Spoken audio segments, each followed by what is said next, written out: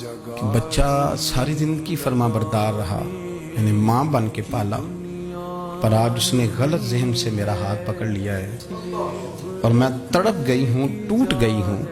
سنار کے بارے میں عارف رومی نے لکھا ہے کہ وہ اس نے بے اولاد تھا تو اس نے ایک بچہ لے کے پال لیا، تو بچہ اس کو باپ کہتا تھا، اس کی بیوی کو ماں کہتا تھا۔ انہوں نے لے پالک بچہ تھا، اور یہ لوگ جن کی اولاد نہیں ہوتی ترس جاتے ہیں، کہ ترسے ہوئے لوگ تھے۔ بچے کو لے لیا، پالا، وہ بچے نے بھی حد کر دی فرما برداری۔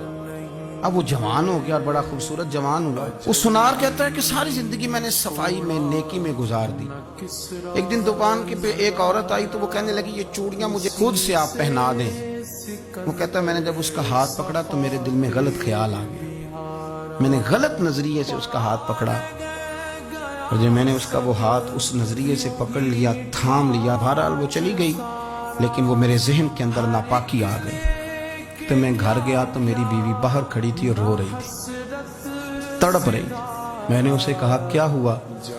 تو وہ کہنے لگی کہ بچہ ساری زندگی فرما بردار رہا، یعنی ماں بن کے پالا، پر آج اس نے غلط ذہن سے میرا ہاتھ پکڑ لیا ہے اور میں تڑپ گئی ہوں، ٹوٹ گئی ہوں کہ یہ اگرچہ لے پالک تھا، کسی کا تھا، پر میں نے تو پتر سمجھ کے پالا تھا، یہ کیا ہوا؟ وہ کہتا میری چیخ نکل گئی، تو میں نے اسے کہا کہ یہ اس کی غلطی نہیں، یہ میری غلطی ہے۔ میں نے باہر آج نظر گندی کی ہے تو رب نے مجھے سزا دی، یہ مجھے سزا ملی ہے۔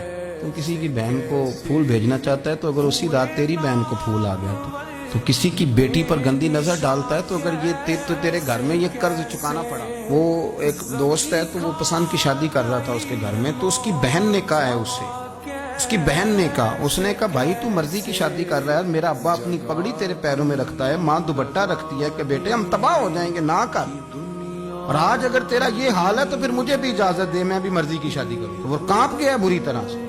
وہ کہتا ہے یہ تو کیا کہہ رہی ہے؟ اس نے کہا تو تیرے لیے اگر یہ جائز ہے تو میرے لیے کیسے منع ہو گیا؟ تو یہ کوئی مہذب قومیں نہیں جو ایسے کرتی ہیں، یہ کوئی تعلیم یافتہ ہونے کی یا گورا چٹا ہونے کی علامت؟ کیا آپ کسی کو پھول بھیجیں گے؟ شرم نہیں آتی؟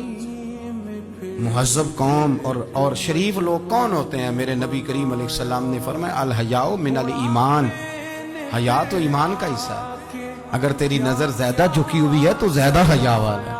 اس لیے یہ کوئی گند مند کسی جگہ بھی کسی شخص کو کرنے کی اجازت نہیں، ورنہ یاد رکھیں، اس لیے کہ جب آپ کے گھر میں بہو بیٹیاں ہیں، بہنیں ہیں، پھر بھی آپ یہ ذوق بنائیں تو پھر پتہ نہیں کیا سوچتی ہے دنیا، کہاں روکیں گے۔